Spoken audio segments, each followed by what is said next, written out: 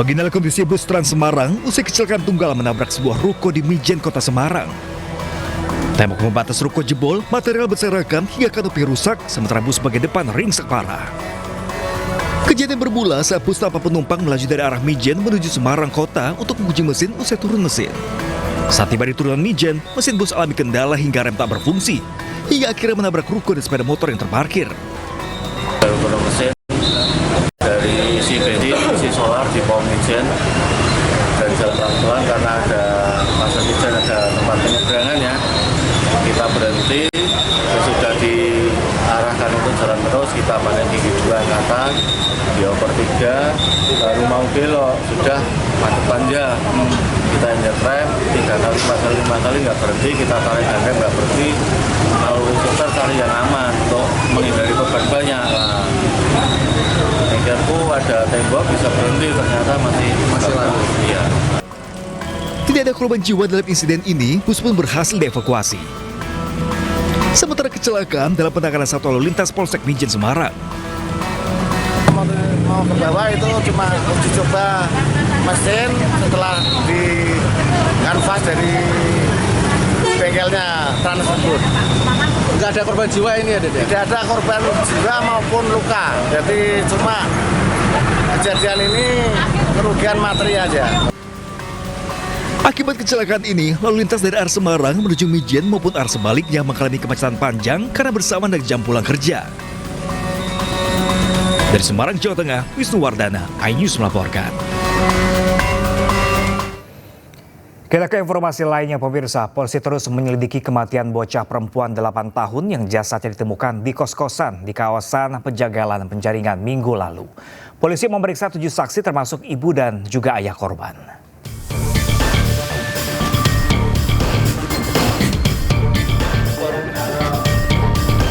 Penyebab pasti kematian bocah perempuan 8 tahun di kawasan Penjagalan Penjaringan Jakarta Utara masih misteri. Satreskrim Polres Metro Jakarta Utara belum tetapkan tersangka, namun telah periksa 7 saksi termasuk ayah dan ibu korban yang sudah 4 bulan berpisah beserta para tetangga. Polisi juga periksa kejiwaan orang tua korban. Ada beberapa saksi yang kita periksa ya. Ada 7 orang yang sudah kita periksa, itu termasuk ibu korban, kemudian ayahnya juga, kemudian beberapa tetangga korban yang ada di situ.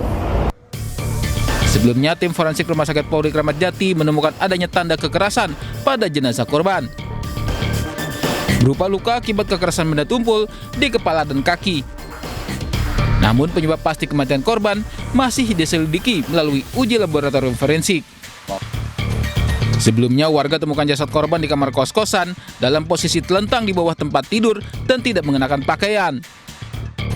Polisi yang menggelar olah TKP menemukan barang bukti buku tabungan, pakaian, sandal dan botol minum. Menurut warga, korban tinggal bersama ibunya. Namun saat penemuan jasad korban, ibu korban tidak berada di lokasi.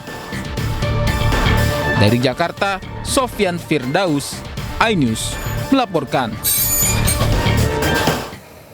Sementara itu, pemirsa, pasangan suami istri di Kabupaten Batanghari, Jambi ditemukan tewas bersimbah darah di dalam rumahnya. Sang suami tewas dengan leher nyaris putus dan mayat korban tergeletak di samping rumah.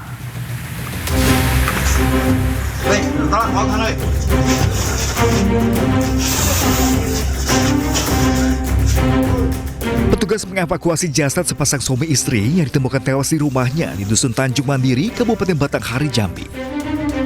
Peristiwa ini terjadi Kamis kemarin. Warga menduga Pak Sutri dibunuh karena ditemukan dalam kondisi mengenaskan, bersimbah darah. Diduga korban dibunuh dengan senjata tajam. Jenazah kedua korban dibawa ke Rumah Sakit Umum Hamba Muara Bulian untuk dilakukan visum. Ya, benar pasangan suami istri yang bernama Erlances Pakpahan, umur 42 tahun, dan Eva Sibatuara, 31 tahun. Untuk motifnya sendiri, Pak, belum diketahui atau gimana, Pak? Untuk motif belum kita ketahui dalam penyelidikan. Sejauh ini untuk kedua jenazah sudah dibawa ke rumah sakit atau bagaimana?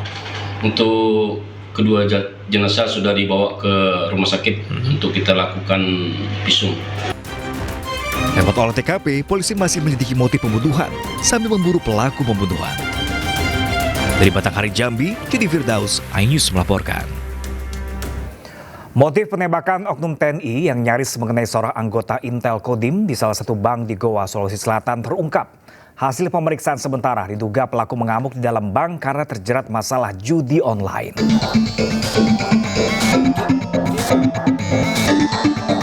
Oknum TNI yang lepaskan tembakan ke arah Serda Fahri, anggota Satuan Intel Kodim di pos security sebuah bank di Goa, Sulawesi Selatan, ternyata alami stres karena terjerat masalah judi online dan memiliki banyak utang.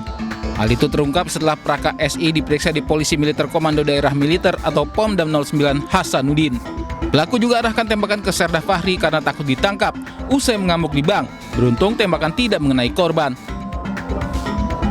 Mungkin yang bersangkutan ini ada beban mental ya, beban mental karena informasi yang saya dapat dari pihak bank sendiri menyampaikan bahwa yang bersangkutan itu di bank bercerita kepada pihak security mengatakan bahwa kenapa negara ini belum mengisahkan undang-undang perampasan aset dan sebagainya. Jadi kemungkinan analisa kami mereka agak kurang sehat, ya kan, dan mungkin banyak masalah. Ya, salah satunya mungkin terpengaruh oleh hidup yang hedon ataupun terlibat judi online ataupun dengan utang yang banyak. Praka SI juga telah melanggar aturan dengan membawa senjata api keluar dari kesatuan sehingga terancam mendapat sanksi berat. Sebelumnya Praka SI diamankan setelah melepaskan tembakan di dalam bank di Goa. Pelaku diduga emosi karena tidak berhasil menemui kepala cabang bank. Dari Kabupaten Goa, Sulawesi Selatan, Bukma, iNews melaporkan. Tim Satgas Operasi Damai Kartens berhasil mengevakuasi 2 warga pendulang emas yang menjadi korban pembunuhan di Kampung Binki, Distrik Seradala, Yahukimo, Papua Pegunungan. Kasih deka, buka dulu, buka. Buka, kasih deka. Kedua korban diketahui bernama Desen Domingos dan Marcelinus Manik. Mereka ditemukan sudah tidak bernyawa setelah diserang kelompok kriminal bersenjata atau KKB saat beraktivitas di area pendulangan emas. Proses evakuasi dilakukan oleh tim gabungan dan jasad korban berhasil dibawa dengan aman ke RSUD Dekai, Kabupaten Yahukimo. Setibanya di rumah sakit, keduanya langsung ditangani pihak medis untuk proses identifikasi dan otopsi. Hingga kini, aparat masih lakukan penyelidikan di lokasi kejadian untuk mengungkap motif dan menangkap pelaku di balik serangan tersebut. Tim gabungan Satgas Ops Damai Kartens 2025 bersama Polres Yahukimo dan TNI telah berhasil mengevakuasi 2 dari 5 korban masyarakat penambang yang menjadi korban aksi pembunuhan oleh KKB yang menamakan dirinya Kode. Oke. Agar pengguna jalan Jakarta ini bisa melihat aksinya ibu-ibu yang... Keracunan massal yang terjadi di berbagai daerah memicu aksi penolakan terhadap program makan bergizi gratis atau MBG. Salah satu aksi penolakan digelar kalangan ibu-ibu atau mak-mak di Yogyakarta. Sebagai simbol penolakannya, massa aksi yang berkumpul di bundaran kampus UGM Yogyakarta memukul panci dan membunyikan beragam peralatan masak lainnya. Selain itu, peserta aksi juga membentangkan poster menolak program makan bergizi gratis. Dalam orasinya, massa aksi menyatakan keprihatinannya atas maraknya kasus keracunan massal. Menurut mereka, peristiwa itu terjadi akibat buruknya tata kelola pelaksanaan makan bergizi gratis. Dari berbagai elemen kami menyuarakan untuk hentikan program prioritas makanan bergizi gratis sekarang juga dan evaluasi total. Kami tidak menerima statement pemerintah tentang bahwa kita bisa perbaiki ini sambil berjalan. Biarkan ini program bagus, kita perbaiki sambil berjalan, nanti juga akan baik sendiri, nggak bisa seperti itu. Massa aksi juga mengkritik program MBG yang disebut telah mengorbankan anggaran pembangunan di sektor lain, termasuk anggaran pendidikan dan kesehatan yang sejatinya justru lebih penting untuk diprioritaskan pemerintah. Dari Sleman, Yogyakarta, Heru Trijoko, iNews melaporkan. Sementara itu, pemirsa, Bupati Bandung Barat menutup sementara 3 satuan pelayanan pemenuhan gizi di Kecamatan Cipongkor dan Cihampelas. Penutupan ini imbas keracunan massal pada siswa penerima program makan bergizi gratis. Pemerintah Kabupaten Bandung Barat meninjau dapur SPPG Makmur Jaya, Desa Cijambu, Kecamatan Cipongkor, Kabupaten Bandung Barat dengan melihat 3 tahapan yang harus dilalui sebelum sajian makanan bergizi gratis dikonsumsi pelajar, mulai dari tahap persiapan, proses memasak, hingga pengemasan. 3 dapur penyedia makanan program makan bergizi gratis ditutup sementara lantaran diduga menjadi sumber keracunan massal siswa di Kecamatan Cipongkor dan Cihampelas. Penutupan hanya berlaku bagi dapur yang terindikasi bermasalah. Kami tutup hanya 3 SPPG yang sudah bermasalah, di Cipongkor dan juga di Cihampelas. Jadi untuk SPPG lain masih kita lakukan evaluasi seperti yang Pak Cucun sampaikan. Tadi kita harus cek SOP-nya semuanya, dari penyimpanannya, dari bahan bakunya itu harus benar-benar fresh lah. Jadi fokus utama dari pemerintah daerah adalah penanganan terhadap para korban. Itu fokus pertama dari pemerintah. Menurut Kepala SPPG Makmur Jaya, SOP dapur SPPG sangat ketat termasuk bahan baku yang digunakan. Namun untuk saat ini, operasional dapur Makmur Jaya dihentikan dalam waktu yang belum ditentukan hingga menunggu hasil uji laboratorium untuk mengetahui penyebab keracunan MBG. Dari Kabupaten Bandung Barat, Jawa Barat, Iwono, iNews melaporkan. Para orang tua pelajar korban keracunan massal makan bergizi gratis di Cipongkor, Bandung Barat masih trauma setelah apa yang dialami anak mereka. Mereka berharap program makan bergizi gratis diperbaiki dan dikaji ulang.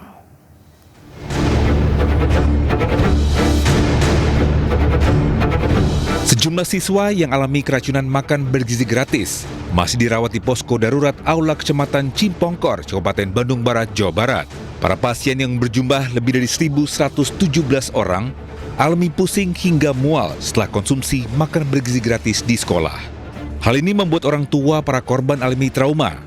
Mereka minta program makan bergizi gratis dihentikan dan dikaji ulang agar tidak ada lagi jatuh korban. Ya kalau harusnya kalau mau masaknya di sekolah aja, jangan itu kan kadang-kadang masaknya dari kemarin, pas kesininya kan makannya gimana?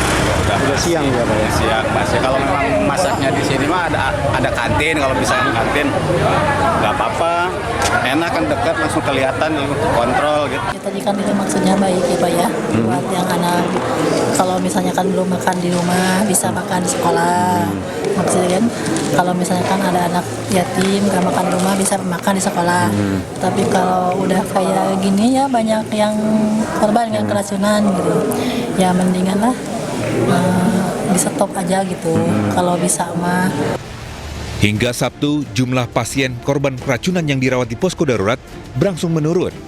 Mayoritas pasien dipulangkan untuk jalani rawat jalan. Meski demikian, peristiwa keracunan ini masih jadi kekhawatiran para orang tua murid. Dari Kabupaten Bandung Barat, Jawa Barat, Yuwono Wahyu, iNews melaporkan. Badan Gizi Nasional mengungkapkan sebanyak 4.711 porsi makanan bergizi gratis telah mengakibatkan gangguan kesehatan pelajar. Makanan MBG bermasalah ini disebabkan sejumlah hal seperti dapur MBG yang masih baru hingga soal bahan baku makanan.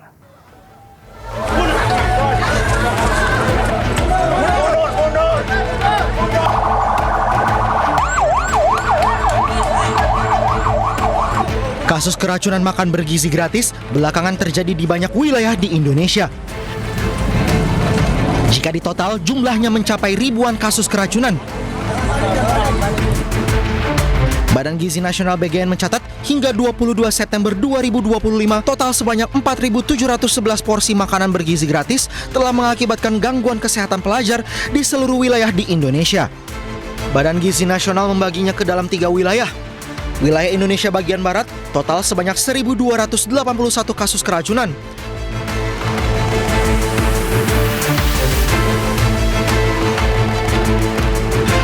Ada 2 yakni Pulau Jawa terjadi sebanyak 2.606 kasus keracunan. Sedangkan wilayah Indonesia bagian timur terjadi sebanyak 824 kasus keracunan.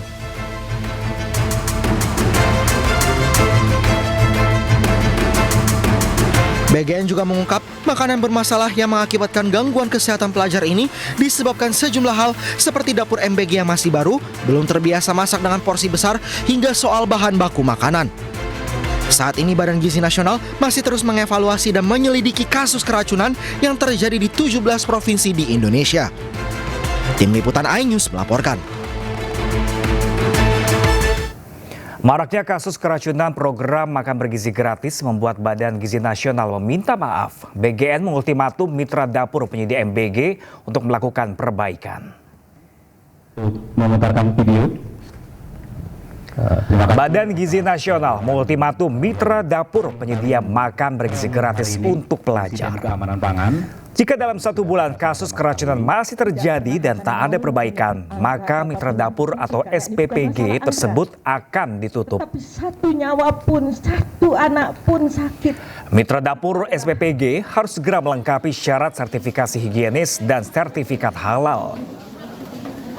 Menurut Wakil Kepala BGN, Nani Esdeyang, hingga kini sudah ada 40 mitra dapur MBG yang ditutup lantaran menyebabkan keracunan para pelajar. Dari hati saya yang terdalam, saya mohon maaf atas nama BGN, atas nama seluruh SPPG di Indonesia. Saya mohon maaf. Saya seorang ibu.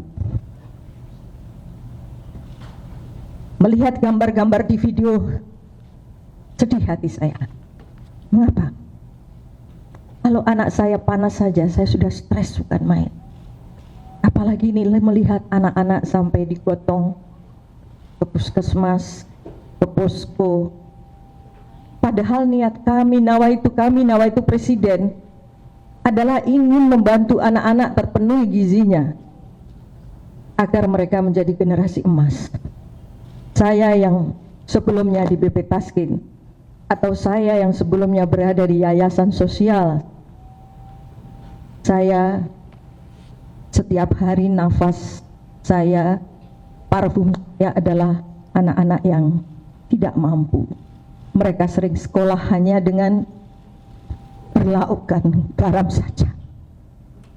Kami punya maksud agar anak-anak Indonesia mempunyai keadilan dalam pemenuhan gizi. Tapi tidak kami duga, ternyata saat ini luar biasa masalah yang terjadi. Itu sebabnya saya tidak pernah akan mau menyebut angka atau apapun yang terjadi, karena ini bukan masalah angka. Tetapi 1 nyawa pun, 1 anak pun sakit, itu adalah menjadi tanggung jawab kami, adalah kesalahan kami sebagai pelaksana untuk harus memperbaikinya secara total.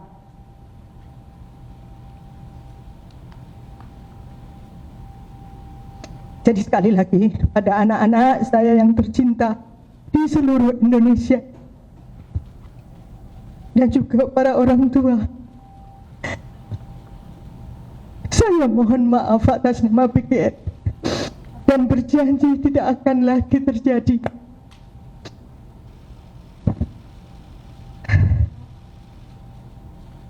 Tidak akan terjadi lagi. Wakil Kepala Badan Gizi Nasional Nani Esdeyang juga mengungkap ada sejumlah politisi yang terang-terangan minta proyek dapur makan bergizi gratis. Nani mengaku kesal dan langsung menolaknya. Dapur fiktif, lu ayo wawancara sendiri langsung sama itunya, verifikatornya. Ada enggak itu punyanya siapa di situ? Punyanya DPR, anggota DPR siapa di situ? Karena enggak akan terlihat ketika diverifikasi. Paling sesudahnya aja. Tapi mau punyanya Jenderal Belang, mau punyanya siapa, kalau melanggar akan saya tutup, saya nggak peduli, ya. Karena ini nyangkut nyawa manusia, ya. Saya nggak peduli, benar, serius saya. Jangan main-main sama urusan kesehatan anak. Ini kan program, kasihan banyak anak-anak nggak bisa makan, kita mau ngasih makan kok rebutan mau. Makanya ada, serius nih, ada yang WA saya, Mbak, saya jawab, kamu politikus bukannya bantu saya bagaimana mengkomunikasikan soal keracunan, malah minta dapur, ya kan? Langsung saya blok. Nah aja lu ngurusin dapur, ya kan? Nah, iyalah. Sementara itu pemirsa, menurut ahli gizi Profesor Insinyur Hardiansyah, untuk mencegah kasus keracunan, pihak sekolah wajib mengecek MBG sebelum dibagikan. Selain itu perlu dibentuk tim pengawas melibatkan pihak sekolah, masyarakat dan juga pemerintah. Saya lebih berpikir sebenarnya ke depan, Mas Freddy, ya. Bagaimana guru-guru juga kita ajak kalau untuk sekolah memahami hal-hal yang sifatnya early warning gitu ya. Dan kita juga berharap ada tanggung jawab kepala sekolah berkenan seperti halnya kepala SPPG. Itu kan harus dicoba dulu sebelum didistribusikan ya, dimakan dulu. Tiba di sekolah harusnya bagaimana caranya kita buat kebijakan, kepala sekolah juga harus sebelum mencoba tentunya membuka melihat. Kalau dilatih sebenarnya kita bisa melihat dari mata kepala apa gejala makanan tadi tampak tidak biasa gitu ya, dari kesegarannya, dari warnanya, apalagi kalau dicium ya dengan aromanya aroma basi, nah berarti nggak usah lagi dicoba oleh kepala sekolah kan kepala sekolah takutnya seakan-akan kok kami jadi kelinci percobaan, ya itu sebenarnya SOP. Maraknya kasus keracunan makan bergizi gratis menyita perhatian pemerintah. Wakil Ketua DPR RI Cucun Ahmad Syamsurial menyidak ke lokasi satuan pelayanan pemenuhan gizi di kawasan Kadungkora, Garut, Jawa Barat.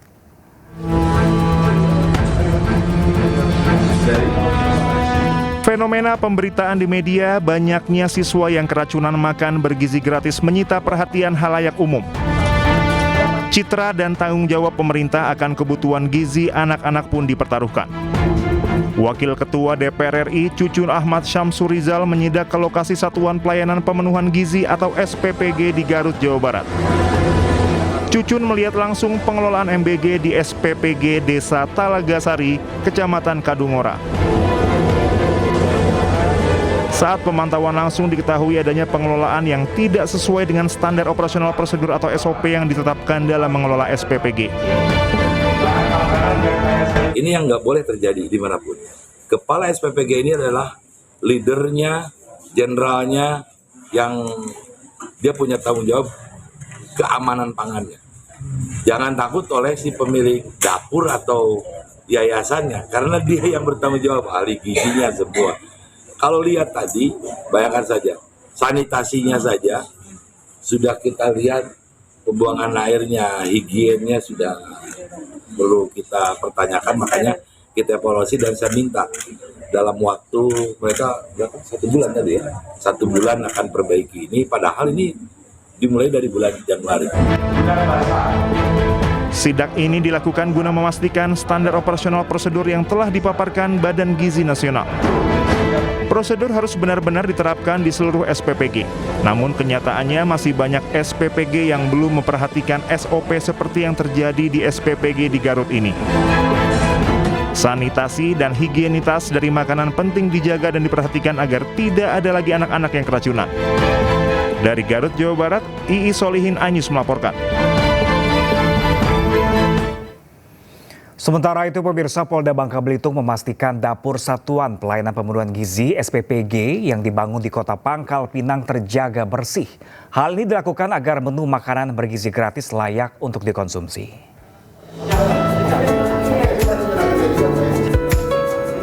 Inilah dapur Satuan Pelayanan Pemenuhan Gizi SPPG Taman Sari Kota Pangkal Pinang yang dibangun oleh Polda Bangka Belitung.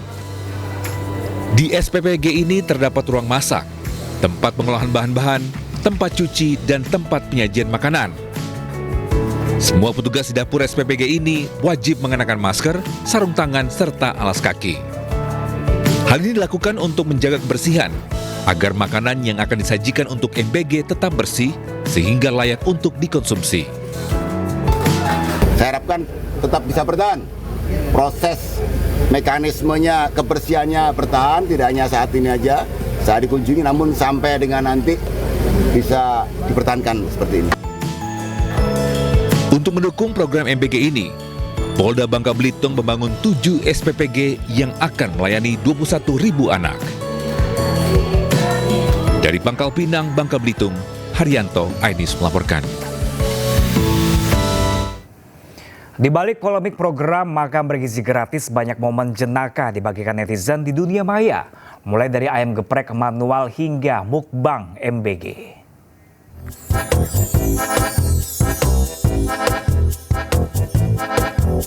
Video viral ini merekam sekelompok pelajar menerima makan bergizi gratis dengan menu ayam geprek. Namun tak sesuai harapan, ketika dibuka ternyata ayam masih utuh. Tak pikir panjang, pelajar tersebut mengayunkan pukulan dan seketika ayam utuh memenuhi takdirnya menjadi ayam geprek nan paripurna.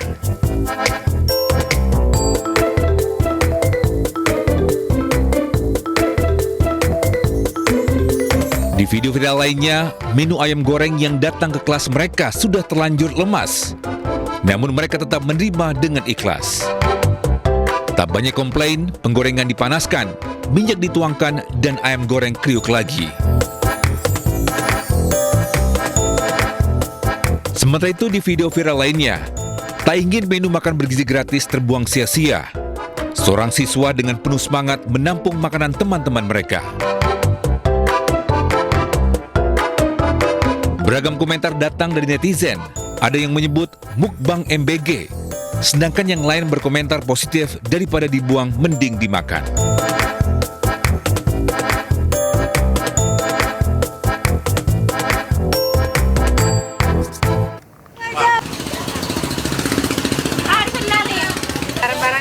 Pedagang telur di Pasar Panyabungan, Mandailing, Natal, Sumatera Utara kini sibuk memilah-milah telur pecah. Hal ini memang rutin dilakukan pedagang telur karena telur pecah semakin diminati warga sejak naiknya harga telur ayam.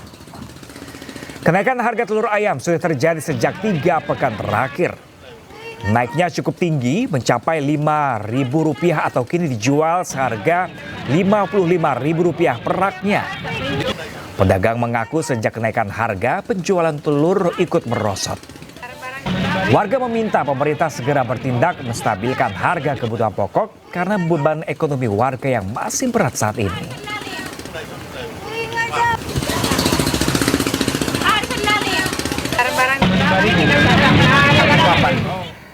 Tidak hanya telur pemirsa, harga beras premium di wilayah Jakarta juga masih mengalami kenaikan dalam beberapa pekan terakhir. Dampak dari kasus beras oplosan yang marak beberapa waktu lalu.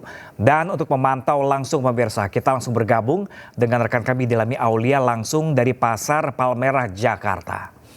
Selamat siang Dilami, apakah harga beras premium di sana masih mahal?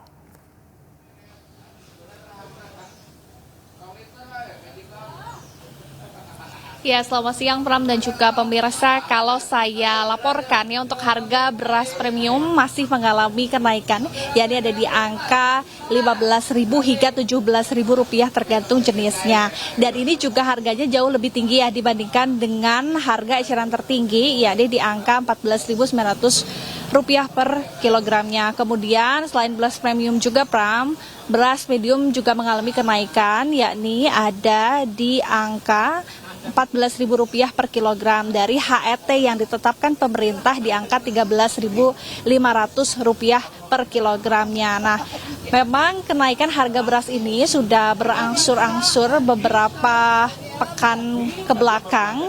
Penyebabnya adalah kasus beras oplosan yang marak beberapa waktu lalu, kemudian juga di samping itu ada harga dari gabah kering panen yang harganya juga cukup tinggi, ini berkisar di angka 700 hingga 7.000 hingga Rp8.000 per kilogram, sehingga ini juga berpengaruh ya terhadap harga beras. Selain itu, harga lain juga mengalami kenaikan, terutama pada komoditas cabai merah, yakni ada di angka Rp60.000 per kilogram. Selain itu juga ada angka dari telur ayam negeri yang masih mengalami kenaikan, yakni di angka Rp30.000 per kilogram, di mana kalau untuk normalnya ini harusnya telur negeri ini ada di angka Rp28.000 per kilogram. Nah, dari sejumlah harga yang naik ini tentu ya dikeluhkan oleh para pembeli, sehingga mereka membeli sejumlah harga bahan pokok ini dengan jumlah yang jauh lebih sedikit dibandingkan biasanya. Setelah itu Pram, kalau dari pemerintah sendiri memang sudah menggelontarkan ya sejumlah kebijakan terutama untuk harga beras, yakni mendistribusikan beras SPHP. Namun Pram, di kenyataannya tadi saya berbincang dengan pedagang, beras SPHP ini memang kurang laku atau kurang diminati oleh masyarakat, sehingga masyarakat lebih memilih untuk membeli beras medium ataupun premium. Namun memang jumlahnya yang dikurangi, begitu Pram. Jadi tentu ya dari pedagang berharap bahwa pemerintah dapat melakukan kebijakan yang solutif di samping kebijakan pendistribusian SPHP. Kembali ke Pram. Baik, Dilami Aulia melaporkan langsung dari Pasar Palmerah, Jakarta. Terima kasih dan selamat bertugas kembali, Dilami. Sementara itu pemirsa, seorang pekerja galian tanah yang memasang alat deteksi gempa proyek Badan Riset dan Inovasi Nasional atau BRIN tewas tertimbun longsor. Korban diduga tidak dapat menyelamatkan diri saat tanah sedalam 3 meter tiba-tiba longsor. Warga Duku Sendang Delik, Desa Sumberjo, Kecamatan Meragen, Kabupaten Demak digembarkan dengan tewasnya Ahmad Zaidun, 55 tahun, akibat tertimbun longsor. Tanah yang digali bersama 2 orang rekannya saat memasang alat deteksi gempa mendadak longsor dan menimbunnya. Proses evakuasi menggunakan alat berat pun berlangsung dramatis. Korban tertimbun di dalam tanah sedalam hampir 4 meter dan berhasil ditemukan 4 jam setelah longsor terjadi. 2 orang berhasil menyelamatkan diri, sempat berusaha menolong korban. Namun beberapa kali longsor susulan terjadi dan membuat tubuh korban sempat hilang tertimbun. Adik korban Muhammad Zainul mengatakan, korban bersama 2 orang rekannya bekerja selama 2 hari untuk menggali tanah untuk memasang alat deteksi gempa dari Badan Riset dan Inovasi Nasional. Ditemukan berapa dalam, Mbak? Di dalam, Mbak? Kedalaman 3 meteran. 3 meter. Dari Polsek untuk mengevakuasi kita mengupayakan alat berat untuk membantu untuk melakukan pencarian dari jam 4 sore dan diketemukan jam 7 malam. Hingga saat ini, kasus longsor galian tersebut masih dalam penanganan Satreskrim Polres Demak. Dari Demak, Jawa Timur, Ali Agus Saputra, iNews melaporkan. 3 teknisi Telkom tersengat listrik saat sedang memasang tiang di Mamuju, Sulawesi Barat. Tiang yang didirikan menyentuh jaringan listrik tegangan tinggi sehingga korban tersetrum dan terjatuh dari ketinggian. Ambulans, tolong awas saya, aku itu. Beginilah detik-detik 3 teknisi Telkom tersetrum listrik saat sedang bekerja di halaman salah satu rumah warga di Mamuju, Sulawesi Barat. Ketiganya pingsan dan dievakuasi warga ke puskesmas. Naas, seorang teknisi meninggal dunia sementara 2 orang lainnya terluka. Adapun peristiwa bermula saat ketiga teknisi sedang memasang tiang. Namun tiang yang dipasang tanpa sengaja menyentuh jaringan listrik tegangan tinggi. Akibatnya ketiga korban tersengat arus listrik dan terjatuh.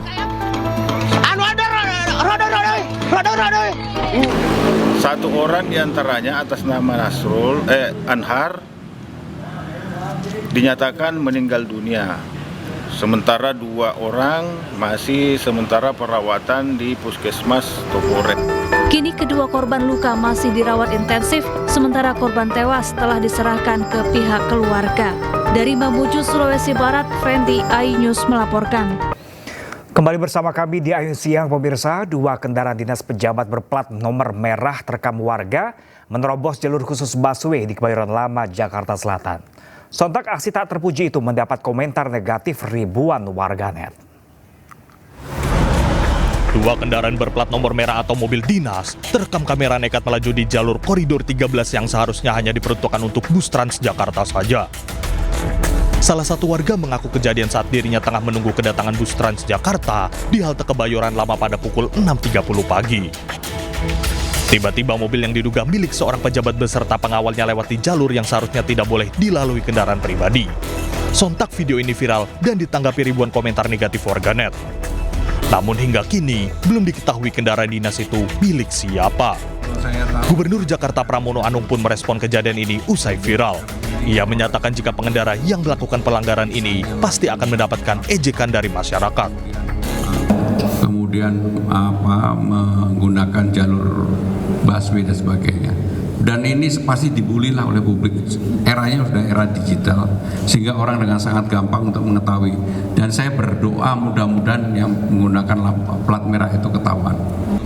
Pramono juga mengingatkan jika di era digital saat ini, seseorang bisa dengan mudah menjadi sorotan publik, apalagi dia pejabat negara. Tim Liputan iNews melaporkan.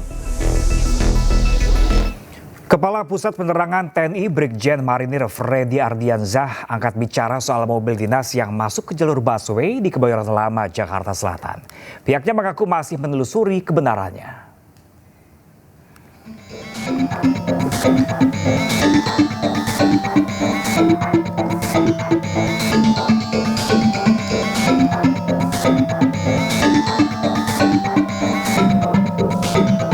Saat ini Puspom TNI masih menelusuri serta mengumpulkan data dan informasi terkait video viral yang beredar. Pihak TNI juga menegaskan bagi prajurit dengan kendaraan dinas TNI dan melanggar aturan lalu lintas tentu akan ditindaklanjuti sesuai ketentuan yang berlaku.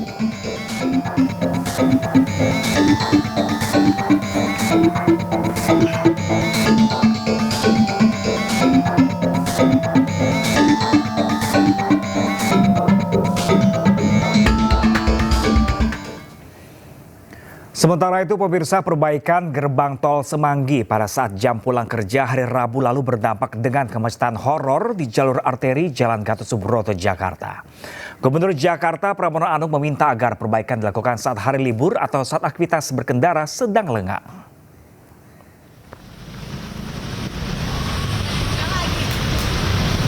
Pramono telah meminta Dinas Perhubungan untuk berkoordinasi. Jadi tidak dilakukan ketika jam banyak masyarakat yang sedang menggunakan moda transportasi seperti berangkat dan pulang kerja.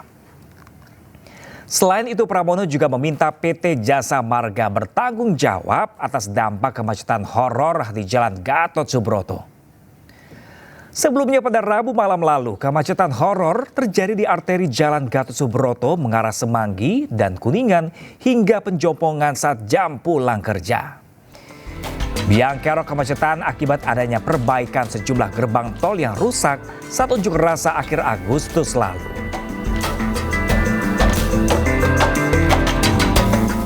Di Semanggi, kemacetan kemarin disebabkan oleh pintu Semanggi 1, 2 yang dilakukan perbaikan karena ekses dari demo-demo kemarin yang mengalami kebakaran dan sebagainya.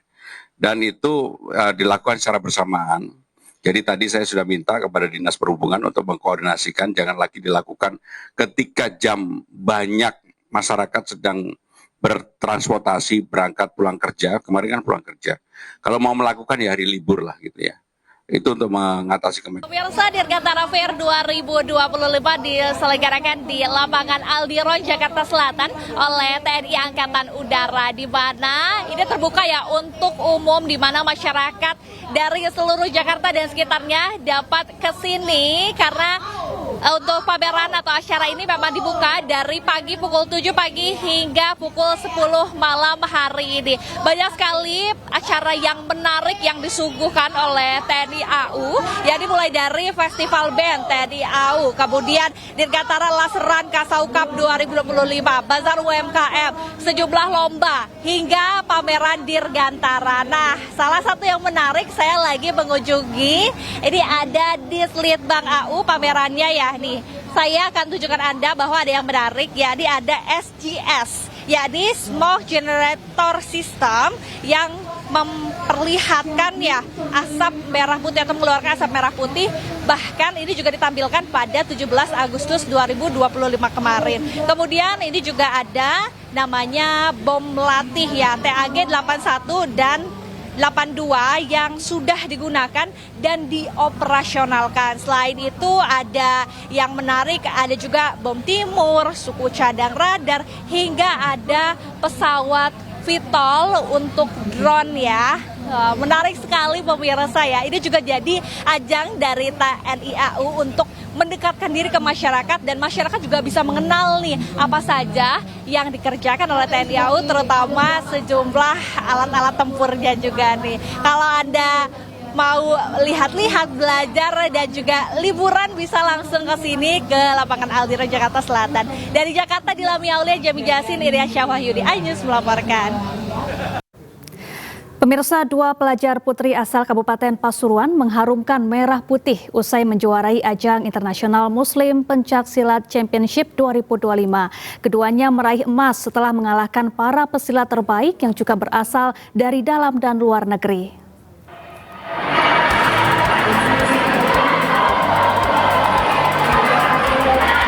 Ika Mulyana dan Husnul Khotimah, pelajar putri Madrasah Aliyah Abu Amar, Desa Tambak Rejo, Pasrepan, Kabupaten Pasuruan, Jawa Timur, berhasil mengukir prestasi yang membanggakan di ajang internasional Muslim Pencak Silat Championship 2025. Keduanya meraih juara 1 atau medali emas kategori seni ganda putri remaja yang digelar Pondok Pesantren Darussalam, Gontor, Jawa Timur di Tangerang pada 16 hingga 18 September 2025 lalu. Mereka menyingkirkan ribuan pesilat berasal dari dalam negeri dan luar negeri, seperti dari Mesir, Thailand, dan Malaysia yang mengikuti kejuaraan. Kedua pesilat pelajar putri kelas 11 jurusan IPA ini tak menyangka bisa menjadi juara 1. Namun dengan semangat dibekali latihan disiplin, bisa mengukir sejarah berkat prestasi di ajang silat tingkat dunia. Senang. Lihat musuhnya sih langsung minder gitu. Iya. Terus ya kalau kita tampil ya pede-pede aja gitu. Terus cara mengembalikan semangat itu seperti apa? Pertama berdoa, terus kita ke gelanggang itu pasrah udah Bismillah. Nyangka nggak bisa jadi juara 1? Nggak nyangka. Kami juga tidak menyangka bahwa anak-anak kami bisa membanggakan, mengharumkan nama lembaga MA Abu Amar yang mana letaknya ada di Desa Tambak Rejo, Kecamatan Pasrepan, Pasuruan.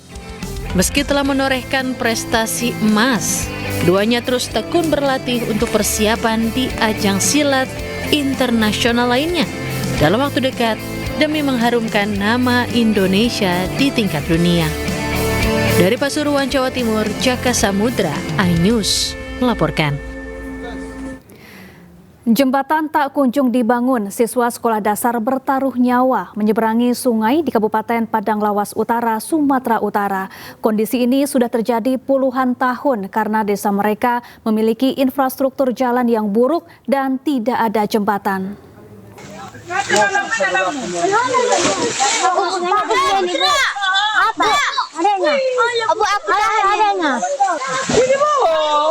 Jangan cepat. Sebuah video memilukan viral di media sosial. Anak-anak sekolah dasar di Desa Simaninggir, Kecamatan Dolok, Sigumpolon, Kabupaten Padang Lawas Utara, Sumatera Utara terpaksa menyeberangi sungai deras hanya dengan berpegangan pada seutas tali. Satu-satu ya.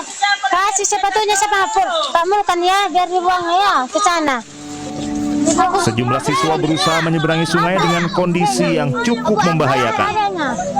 Arus sungai yang deras membuat perjuangan mereka semakin dramatis.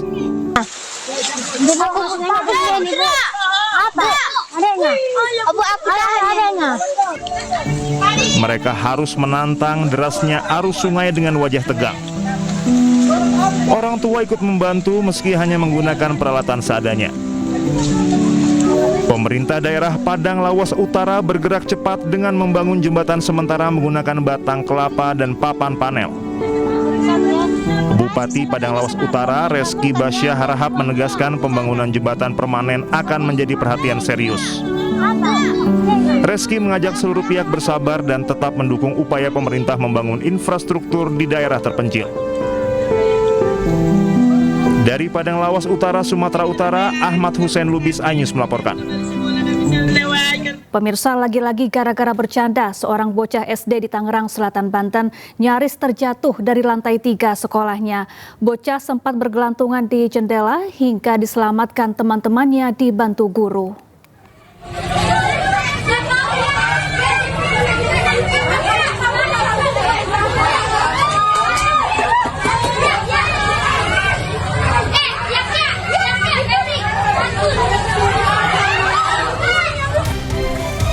Warga tak sengaja merekam seorang bocah SD yang bergelantungan di jendela kelasnya di lantai 3 Tangerang Selatan, Banten.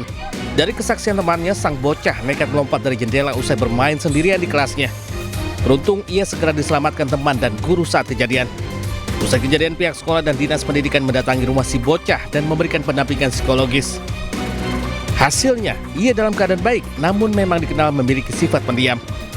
Sementara agar peristiwa serupa tak terulang, sekolah akan memasang besi teralis pada setiap jendela.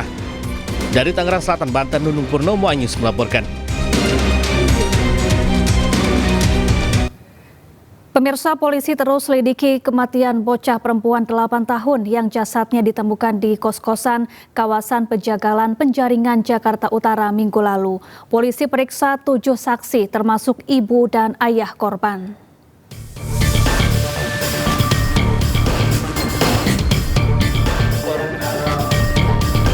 Penyebab pasti kematian bocah perempuan 8 tahun di kawasan Pejagalan Penjaringan, Jakarta Utara masih misteri.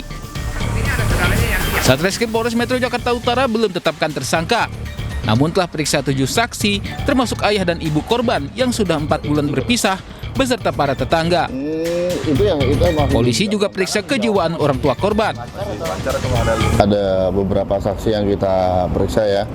Ada 7 orang yang sudah kita periksa, itu termasuk ibu korban, kemudian ayahnya juga, kemudian beberapa tetangga korban yang ada di situ. Sebelumnya, tim forensik Rumah Sakit Polri Kramat Jati menemukan adanya tanda kekerasan pada jenazah korban, berupa luka akibat kekerasan benda tumpul di kepala dan kaki. Namun penyebab pasti kematian korban masih diselidiki melalui uji laboratorium forensik. Sebelumnya, warga temukan jasad korban di kamar kos-kosan dalam posisi telentang di bawah tempat tidur dan tidak mengenakan pakaian. Polisi yang menggelar olah TKP menemukan barang bukti buku tabungan, pakaian, sandal, dan botol minum. Menurut warga, korban tinggal bersama ibunya. Namun saat penemuan jasad korban, ibu korban tidak berada di lokasi. Dari Jakarta, Sofyan Firdaus, iNews melaporkan. Pemirsa, motif penembakan oknum TNI yang nyaris mengenai seorang anggota Intel Kodim di salah satu bank di Goa, Sulawesi Selatan terungkap. Hasil pemeriksaan sementara diduga pelaku mengamuk di dalam bank karena terjerat masalah judi online.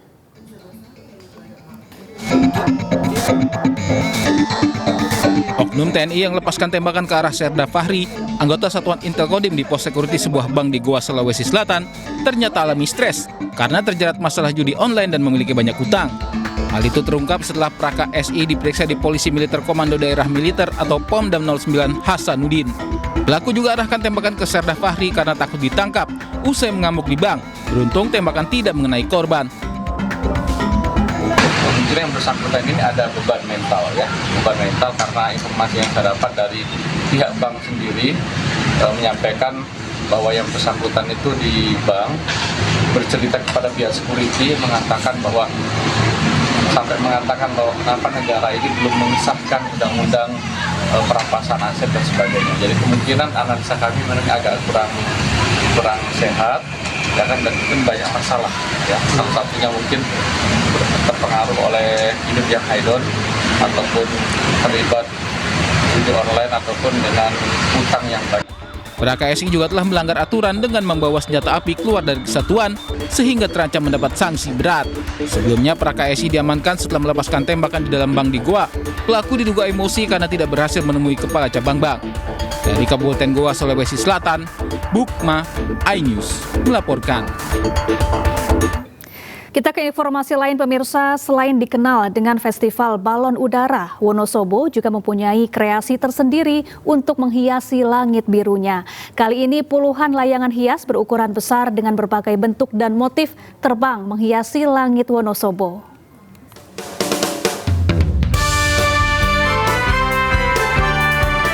Puluhan layang-layang diterbangkan meramaikan festival layangan hias di lapangan desa Kalierang, Kecamatan Selomerto, Wonosobo, Jawa Tengah. Berbagai model, motif, dan ukuran layang-layang yang dibawa oleh peserta diterbangkan, seperti layangan berbentuk superhero, pesawat, hingga bermotif logo One Piece. Untuk membuat layangan dengan ukuran besar dan motif unik ini, para peserta harus merogoh kocek hingga ratusan ribu rupiah. Ini kami cetaknya pakai bahan indoor, khususnya bahan cloth banner. Nah itu sekitar ukuran 2 meter untuk layangannya sendiri, terus untuk ekornya juga 2 meter. Itu habis untuk ongkos sekitar 250 ribuan. Sementara itu, panitia festival menyatakan kegiatan ini untuk menumbuhkan kreativitas warga Wonosobo, selain menerbangkan beragam motif balon udara. Wonosobo identik balon gitu. Tidak menutup kemungkinan juga kreativitas itu tidak hanya terfokus di balon saja. Jadi kita ingin generasi muda kita bisa memunculkan potensi di apa saja. Salah satunya adalah layangan hias ini. Selain motif, corak dan bentuk, kestabilan dan durasi terbang layangan ini menjadi penilaian sendiri. Festival layangan hias ini diikuti 62 peserta dari berbagai daerah di tanah air. Dari Wonosobo, Jawa Tengah, Didik Dono Hartono, iNews melaporkan. Arek-arek Surabaya beramai-ramai merobek bendera Belanda di atas Hotel Majapahit yang dahulu bernama Hotel Yamato di Surabaya, Jawa Timur. Aksi heroik yang menjadi bagian drama kolosal itu mengundang decak kagum ribuan warga yang menyaksikan langsung di sepanjang Jalan Tunjungan.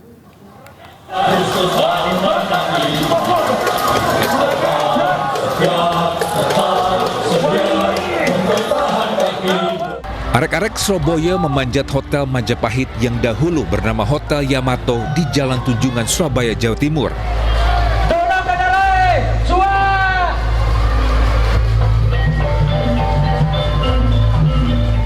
Sejumlah pemuda yang berhasil naik ke atas gedung merobek kain biru yang ada pada bendera.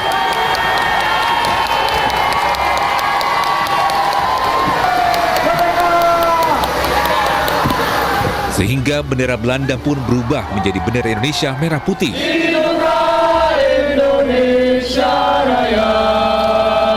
Aksi heroik ini mengundang decak kagum warga dalam peringatan hari peristiwa Tunjungan. Kami bersumpah, mereka akan selalu hidup di Surabaya.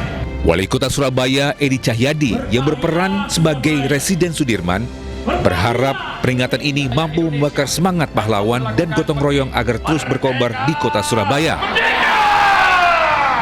Proklamasi pemerintah Republik Indonesia. Dan ini menunjukkan jangan pernah hilang sejarah ini. Bagaimana pengorbanan Cak Sidik, bagaimana pengorbanan seluruh masyarakat Surabaya ketika harus naik ke Hotel Yamato merobek bendera biru menjadi merah putih. Disitulah diharapkan untuk menjadikan Surabaya ini penuh dengan kejujuran, penuh dengan cinta dan kasih sayang. Seperti yang tadi kita sampaikan. Bahkan Presiden Sudirman menyampaikan juga bagaimana harus menjaga kota Surabaya ini.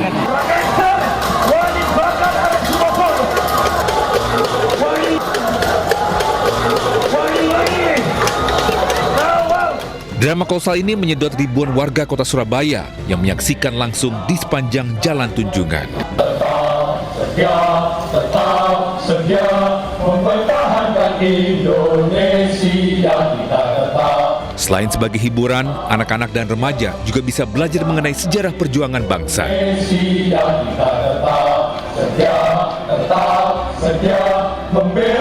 Dari Surabaya, Jawa Timur, Hari Tambayong, iNews melaporkan. Kami bersumpah, mereka akan selalu hidup.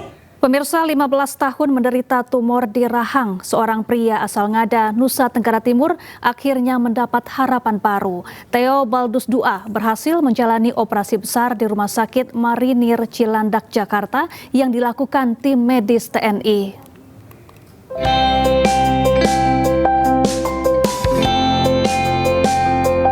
Theo Baldus Dua, 29 tahun, menderita tumor jinak ameloblastoma sejak di usia sekolah dasar akibat benturan di rahang bawah yang tak pernah ditangani medis. Selama bertahun-tahun, ia harus hidup dengan keterbatasan. sulit menutup mulut, makan, hingga beraktivitas normal. Meski begitu, Theo tetap berjuang membantu orang tuanya dengan bertani dan menjadi buruh bangunan. Perjalanan menuju kesembuhan mulai terbuka pada Mei 2025 ketika ia bertemu dengan dokter di RSUD Bajawa dan terhubung dengan Yayasan Rumah Singgah Kebaikan Pasien Indonesia.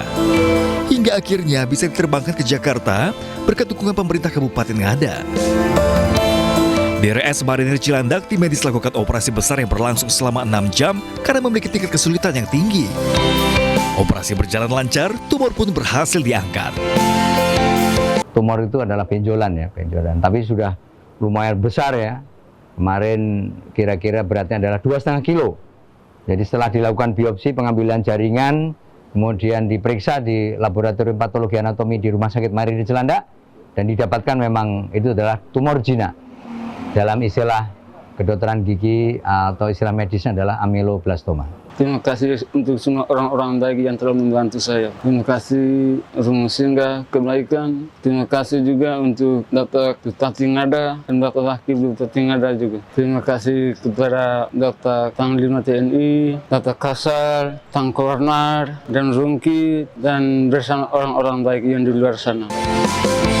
Kisah Theo Baldus menjadi bukti nyata kepedulian TNI dan sinergi berbagai elemen masyarakat. Gotong royong inilah yang membuka akses kesehatan layak bagi warga di pelosok tanah air, sekaligus memberi harapan baru setelah sekian lama menanggung derita. Tim Liputan iNews melaporkan.